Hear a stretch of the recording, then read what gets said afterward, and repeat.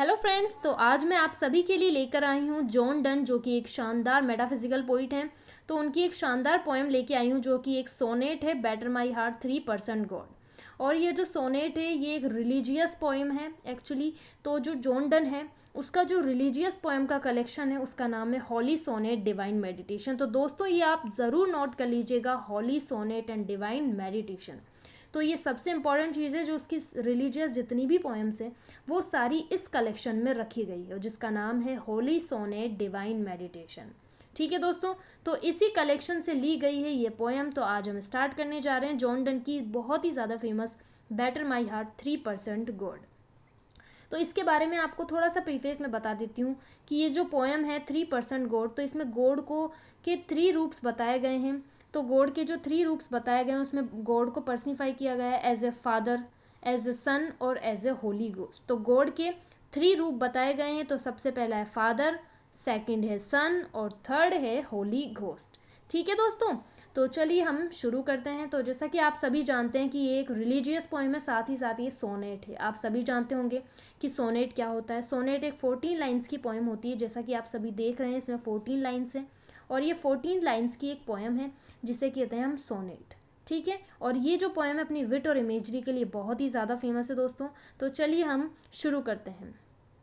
Better my heart. तो poet जो है जॉन डन वह कह रहे हैं कि बेटर यानी ईश्वर को संबोधित करते हुए पोइट कह रहे हैं बेटर यानी टुकड़े टुकड़े कर दो। बेटर मीन्स टुकड़े टुकड़े कर दो माई हार्ट, मेरे हृदय के 3% गॉड ओ तिहरे व्यक्तित्व वाले ईश्वर। अब तिहरा व्यक्तित्व हमने आपको बता ही दिया, फादर सन और होली घोस्ट। तो तिहरे व्यक्तित्व वाले ईश्वर, बेटर टुकड़े टुकड़े कर दो माई हार्ट मेरे हृदय की। फॉर यू क्योंकि तुमने, एज यट अब तक, एज यट अब तक, बट केवल, नोक यानी हिलाकर देखा है, तुमने केवल अब तक हिलाकर देखा है, ब्रीथ फूंक मारकर देखा है, शाइन चमकाकर देखा है, एंड सीक और तुमने कोशिश की है, टू मेंड मरम्मत करने की। यानी जिस प्रकार जो ये पहली जो स्टेंजा है 4 लाइन्स की, तो इन 4 लाइन्स में पोइट जो है यहाँ पर एक कंपैरिजन दे रहा है पोइट, जिसमें कि गॉड तो एक टिंकर के समान है और कवि जो है वो एक पोट के समान है। जिस प्रकार की एक पोट को टिंकर जो होता है यानी पोट बनाने वाला, वो जिस प्रकार उसके फूंक मारकर उसमें मरम्मत करता है,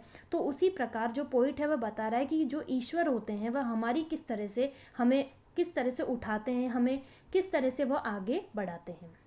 ठीक है दोस्तों, तो आगे बढ़ते हैं।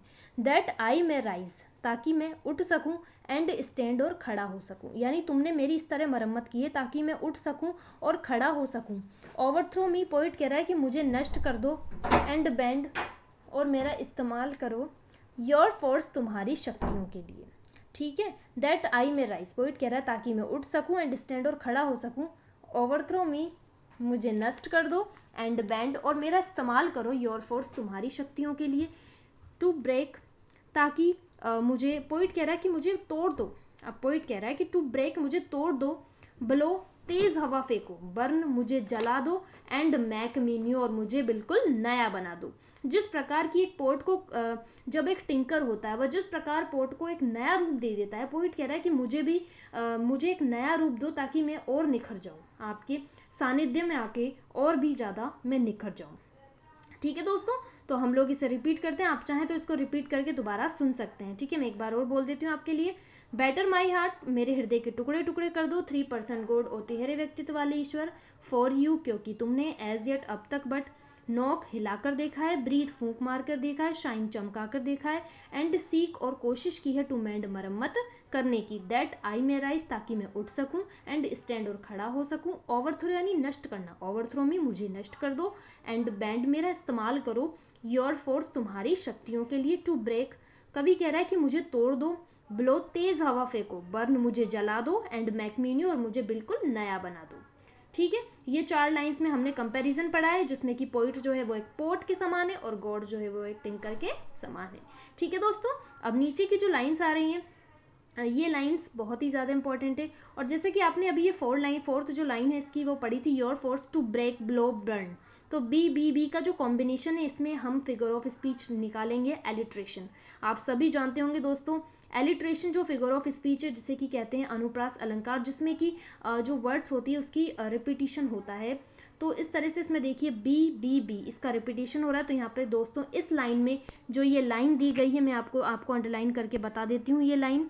तो ये जो लाइन दी गई है दोस्तों, इसमें एलिट्रेशन फिगर ऑफ स्पीच है, इसमें एलिट्रेशन है, तो आप इसको ज़रूर नोट कर लीजिएगा दोस्तों। ठीक है दोस्तों, तो आई होप आपको समझ में आ रहा है। तो चलते हैं नीचे की तरफ। तो I like an usurped town to another due. अब पोइट कह रहा है कि आई मैं लाइक एन यूजप्ड टाउन में एक ज़बरदस्ती अधिकार में कर लिए गए कस्बे के समान हूँ। यूजप्ड टाउन का मतलब होता है दोस्तों ज़बरदस्ती अधिकार कर लिया गया कस्बा। ठीक है, तो पोइट कह रहा है कि आई मैं लाइक एन यूजप्ड टाउन एक ज़बरदस्ती अधिकार कर लिए गए कस्बे के समान हूँ टू अनोदर ड्यू जो कि दूसरों के अधिकार में हूँ। लेबर, और पोइट कह रहा है कि मुझे परिश्रम करना पड़ता है टू एडमिट यू तुम्हें प्रवेश देने के लिए। ईश्वर से कह रहा है कि मुझे तुम्हें प्रवेश देने के लिए बहुत ही ज़्यादा परिश्रम करना पड़ता है, बट ओ लेकिन अरे टू नो एंड यह सब व्यर्थ है। पोइट कह रहा है कि यह सब व्यर्थ है, मैं कितना ही परिश्रम करूँ तुम्हें प्रवेश देने के लिए, लेकिन यह सब व्यर्थ है। रीज़न, अब पोइट कह रहा है कि तुम्हें प्रवेश देने का जो कारण है वह क्या कारण है। योर वाइसरॉय इन मी, तुम्हारा मेरे मुझ में प्रतिनिधित्व, यानी तुम मुझे चाहते हो इसीलिए मुझे तुम्हें प्रवेश देना पड़ता है और मैं तुम्हारे सानिध्य में हूँ इसीलिए। मी शुड डिफेंड, पोइट कह रहा है मी शुड डिफेंड, डिफेंड यानी रक्षा करना, मी यानी मेरी। पोइट कह रहा है कि मी शुड डिफेंड, तुम मेरी रक्षा करो। ईश्वर से कह रहा है कि तुम मेरी रक्षा करो, बट इज ए कैप्टिव, लेकिन मुझे गुलाम बना दिया गया है। कैप्टिव यानी गुलाम बनाना, लेकिन मुझे गुलाम बना दिया गया है। एंड प्रूव्स वीक, और मैं साबित होता हूँ वीक कमज़ोर और अनट्रू बेवफा। पोइट कह रहा है कि मैं कमज़ोर और बेवफा साबित होता हूँ, यट फिर भी डियरली गहन रूप से, डियरली यानी प्रेम पूर्वक या गहन रूप से, आई लव यू मैं तुमसे प्रेम करता हूँ। ईश्वर से पोइट कह रहा है कि फिर भी गहन रूप से मैं तुमसे प्रेम करता हूँ। And would be loved fan, fan यानी प्रसन्नता या खुशी से। पोइट कह रहा है कि एंड वुड बी लव्ड, और तुम भी मुझसे प्रेम करो, फैन यानी प्रसन्नता से।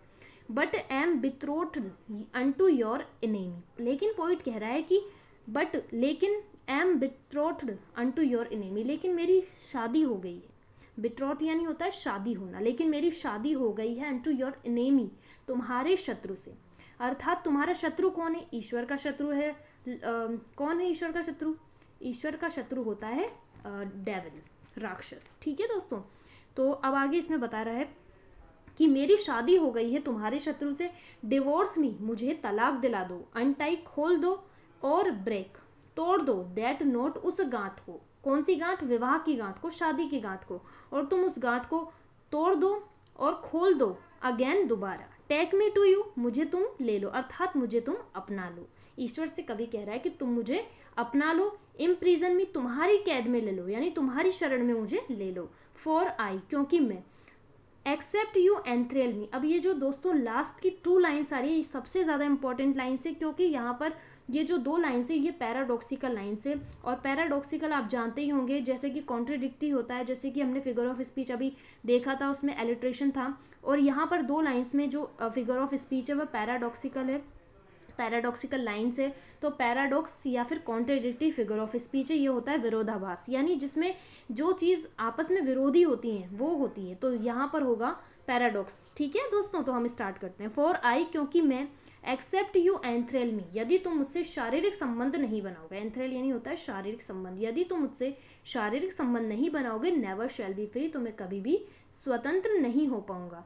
नॉर एवर चेस्ट, और ना ही कभी पवित्र हो पाऊंगा। एक्सेप्ट यू रेविश मी, यदि तुम मुझसे शारीरिक संबंध नहीं बनाओगे तो तब तक मैं पवित्र नहीं हो पाऊंगा। तो दोस्तों ये एक पैराडॉक्सिकल लाइन से यहाँ पे बिल्कुल अपोजिट हो रहा है, तो मैं दोबारा रिपीट कर देती हूँ। फॉर आई, क्योंकि मैं। एक्सेप्ट यू एंथ्रेल मी, यदि तुम मुझे गुलाम नहीं बनाओगे। नेवर शैल बी फ्री, कभी भी स्वतंत्र नहीं हो पाऊंगा। तो दोस्तों गुलाम होता है जब कोई इंसान, तो वो स्वतंत्र नहीं होता है। लेकिन पोइट कह रहा है कि मैं स्वतंत्र हो जाऊंगा गुलाम बनाओगे तो, और वो कह रहा है कि मैं पवित्र हो जाऊंगा यदि शारीरिक संबंध बनाओगे तो दोस्तों यहाँ पर एक पैराडॉक्सिकल लाइन है, बहुत ही इंपॉर्टेंट लाइन से ये इस पोएम की। तो इस तरह से गाइस ये जो पोएम है मैंने आप सभी के सामने रखी है। और अगर आपको और भी पोएम्स जाननी हो तो आप ज़रूर मेरे चैनल को सब्सक्राइब करें और लाइक करें। और आपको जो भी कमेंट बॉक्स में लिखना हो, अप्रिसिएशन हो या जो भी सजेशन हो, या आप इसे शेयर भी ज़रूर करें। और आप कमेंट बॉक्स में ज़रूर लिख सकते हैं कि मैं आगे और कौन सी पोएम्स पर वीडियो बनाऊं आपके लिए जो हेल्पफुल रहे। आई होप ये वीडियो आपके लिए सबके लिए हेल्पफुल रहा होगा। एंड ज़्यादा से ज़्यादा आप लोग इसे शेयर करें और इस पर कमेंट करें। तो आई होप आप सभी को पसंद होगा। वीडियो क्वालिटी थोड़ी सी लो हो सकती है दोस्तों, पर आप ज़रूर सुनिएगा मेरे ऑडियो। ये इसको जो सुनेंगे आप, ये बहुत ही ज़्यादा हेल्पफुल है आप सभी के लिए। तो ये पोएम जो थी बेटर माई हार्ट, ये बहुत ही इंपॉर्टेंट पोएम है जॉन डन की। जॉन डन आप सभी जानते हैं, एक मेटाफिजिकल पोइट है, बहुत ही ज़्यादा फेमस है दोस्तों। तो ये वीडियो आपके लिए बहुत हेल्पफुल होगी। Thank you so much guys, and please like comment.